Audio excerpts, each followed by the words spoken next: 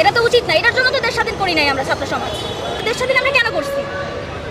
দেশ স্বাধীন করার কারণ কি? যদি আমরা দেশ স্বাধীন করছি, আমরা যারা সাধারণ জনগণ আছি কিংবা ছাত্র সমাজে যারা আমরা আছি, আমরা যে দেশটা স্বাধীন করছি স্বাধীনভাবে বাঁচার জন্য করছি না। তো যে ভাইয়েরা, বড় ভাইয়েরা আমাদের সাথে স্টুডেন্ট হিসেবে ওরা এসে আমাদের সাথে কাজ করলো, আমাদের সাথে রাজপথে ছিল, তাদের বাবা মা আজকে জেলে, তাদের রিমান্ডে দেওয়া হচ্ছে, তাদের হয়রানি করা হচ্ছে। এটা কি কারণে হচ্ছে? যে ব্যাপারটা হচ্ছে যে বৈষম্য বিরোধী ছাত্র আন্দোলনের সমর্থনকারী জাহিদুল ইসলাম স্বপনকে মিথ্যা মামলায় গ্রেফতার করা হয়েছে এবং তাকে রিমান্ডে দেওয়া হয়েছে। তার রিমান্ড এখনও চলছে। সুতরাং মিথ্যা মামলায় যেহেতু ফাঁসানো হয়েছে সেহেতু আমরা তার নিঃশর্ত মুক্তি চাই এবং যারা মিথ্যা মামলা করেছে তাদের গ্রেফতার করতে চাই। না, উনি কোনো কিছুতে সমর্থন জানি না, উনি যে সাধারণ ব্যবসায়ী। ওনার এত ব্যক্তিগত ব্যাপার সম্পর্কে জানি না, কিন্তু যতটুকু জানি যে উনি যথেষ্ট একজন ভালো মানুষ এবং ওনাকে মিথ্যা মামলায় ফাঁসানো হয়েছে। মোহাম্মদ জাহিদুল ইসলাম স্বপনের মুক্তির জন্য দাবি নিয়ে আমরা এখানে আসছি আর দোষীদের দৃষ্টান্তমূলক শাস্তির জন্য আসছি। সুষ্ঠু তদন্ত করে মোহাম্মদ জাহিদুল ইসলাম স্বপনকে মুক্তি দিতে হবে এবং যারা দোষী ছিলেন কিংবা যারা ওনার নামে মিথ্যা মামলা করছে, ওনাকে এভাবে হয়রানি করতেছে, তাদের দৃষ্টান্তমূলক শাস্তির জন্য আমরা মূলত এখানে আসছি। সচেতন ছাত্র সমাজ আমরা যারা আসছি সবাই আসছি। মিথ্যা মামলা বলতেছি এই কারণেই, কারণ আমরা যখন রাস্তায় ছিলাম, রাজপথে ছিলাম, আমরা যখন বৈষম্য বিরোধী ছাত্র আন্দোলন করেছি, তখন ওনাকে আমরা রাজপথে দেখেছি।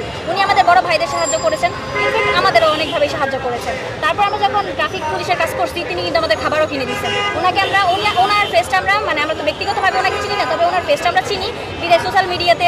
তারপর আমরা বিভিন্ন পত্রিকায় ওনারে দেখছি, ওনার ছবি, ওনাকে নাকি গ্রেপ্তার করা হয়েছে।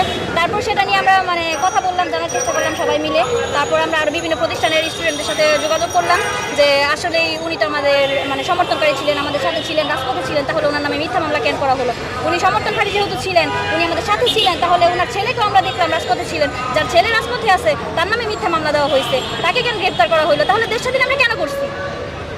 দেশ স্বাধীন করার কারণ কি? যদি আমরা দেশ স্বাধীন করছি, আমরা যারা সাধারণ জনগণ আছি কিংবা ছাত্র সমাজে যারা আমরা আছি, আমরা যে দেশটা স্বাধীন করছি স্বাধীনভাবে বাঁচার জন্য করছি না। তো যে ভাইয়েরা, বড় ভাইয়েরা আমাদের সাথে স্টুডেন্ট হিসেবে ওরা এসে আমাদের সাথে কাজ করলো, আমাদের সাথে রাজপথে ছিল, তাদের বাবা মা আজকে জেলে, তাদের রিমান্ডে দেওয়া হচ্ছে, তাদের হয়রানি করা হচ্ছে।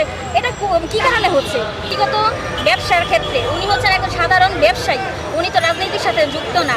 আর বাংলাদেশের ভিতরে এমন কোনো মানুষ ছিল না যারা একসময় আওয়ামী লীগ করে নাই। যারা বিএনপি করছে বিএনপি, কিন্তু আওয়ামী লীগ তো অনেকেই করছে, ঠিক না? তো আওয়ামী লীগ যারা করছে তারা তো সবাই অন্যায়ের সাপোর্ট করে নাই। অন্যায়ের সাপোর্ট করে নাই বিধায়ী তো লাখো লাখো মানুষ আমরা রাজপথে নেমে আন্দোলন কইরা আমরা আমাদের কোঠা আন্দোলনে জয়ী হয়েছি এবং আমরা দেশ স্বাধীন করছি, ঠিক না? দেশ স্বাধীন করার পরেও কেন আমরা যে ভাই বোনেরা দেশ স্বাধীন করলো, তাদের বাবা মাই কেন আজকে জেলে থাকবে? তারাই কেন আজকে জেলের ভাত খাবে?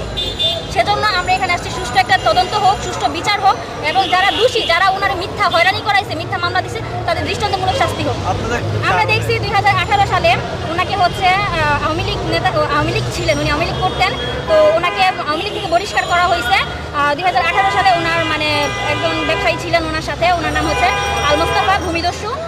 ওনার সাথে ওনার ব্যক্তিগত একটা শত্রুতা ছিলেন, যে জায়গা সংক্রান্ত আর কি। ওরা জায়গার ব্যবসা করতো, সেই সংক্রান্ত আমরা পত্রিকায় পড়েছি। বড় ভাই বোনেরা যারা ছিলেন সিনিয়র, তারা 2018 সালেও ওনার হয়ে মানববন্ধন করেছে এবং ওনাকে নির্দোষ প্রমাণ করতে ওরা পেরেছে এবং ওই সময় ওনার মামলা শেষ হয়ে গেছিল।